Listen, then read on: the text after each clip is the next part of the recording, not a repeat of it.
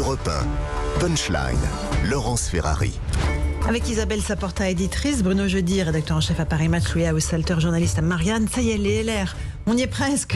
Ils vont voter à partir de mercredi, dernier débat demain soir. Louis Haussalter, est-ce qu'il y a quelqu'un qui se dégage là dans les 5 candidats en lice? On a évoqué tout à l'heure le trio Bertrand, Pécresse et Barnier.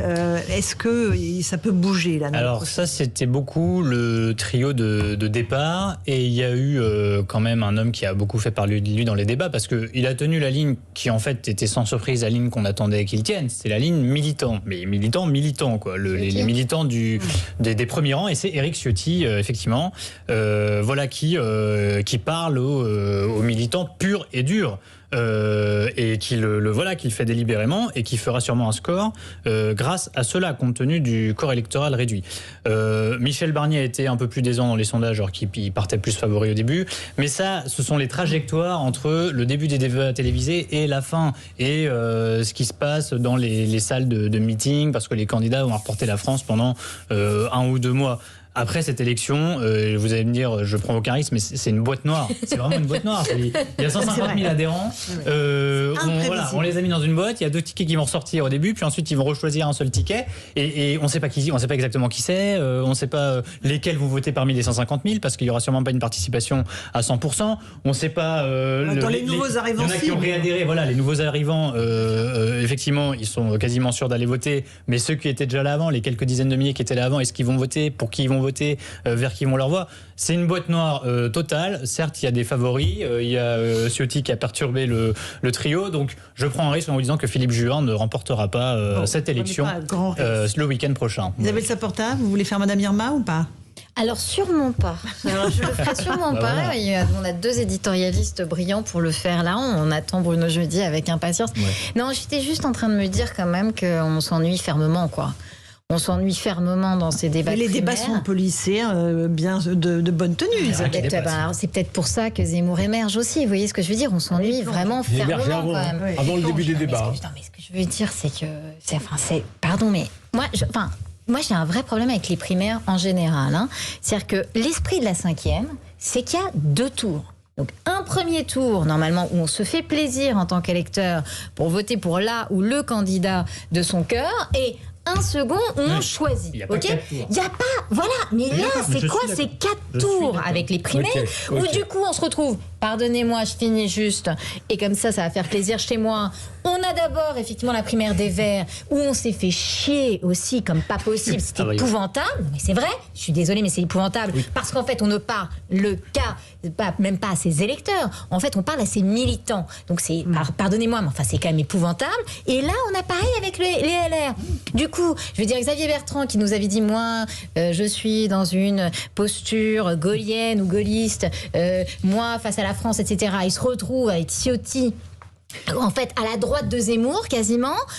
Pécresse, pareil, qui nous apprend l'autre jour que les 3 petits cochons, on peut plus faire les 3 petits cochons à l'école parce que ce serait dramatique. Je sais pas où on est en train de vriller. Parce que vous n'avez pas écouté, ça au moins servi à ça, vous les avez écoutés à la télévision. Vous les avez pas écoutés depuis 2017.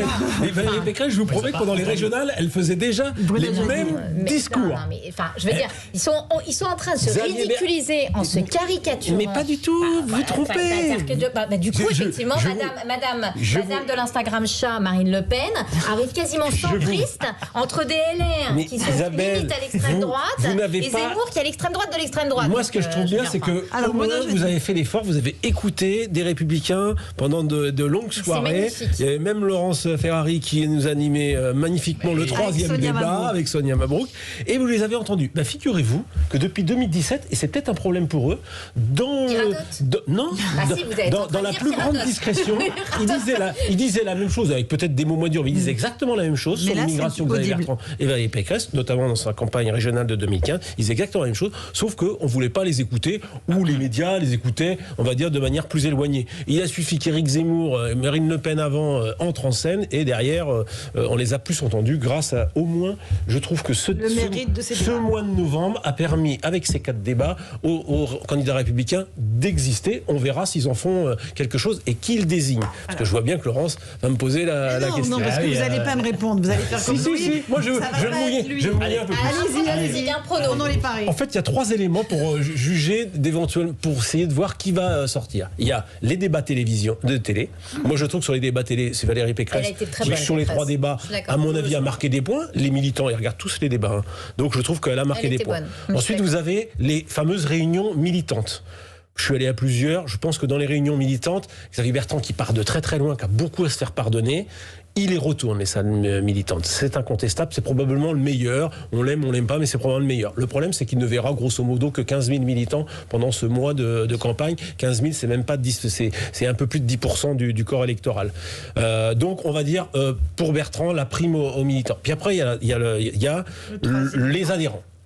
Les adhérents, il y a 2 catégories d'adhérents. Il y a celui qui était là avant qu'il décide de faire ce congrès. Cette catégorie-là, elle est pour Michel Barnier, c'est incontestable. Lui n'a pas quitté le parti, c'est un avantage assez fort. Le problème, c'est que ces adhérents ont été renforcés par 70 000 autres, des nouveaux. Et ceux-là, à mon avis, il y a quand même pas mal qui viennent d'Île-de-France, pas mal de mouvements libres de Pécresse. Il y a pas mal de pécressistes. Il y a pas mal de pécressistes là-dedans. Donc à l'arrivée, j'ai le sentiment, et je suis d'accord, c'est un peu le brouillard, que Pécresse a quand même des chances d'être au second tour. Face à qui En plus, par ailleurs, ça pourrait être pour le mouvement gaulliste, ça serait certainement une sacrée carte. Face à qui ? Après, face à qui ?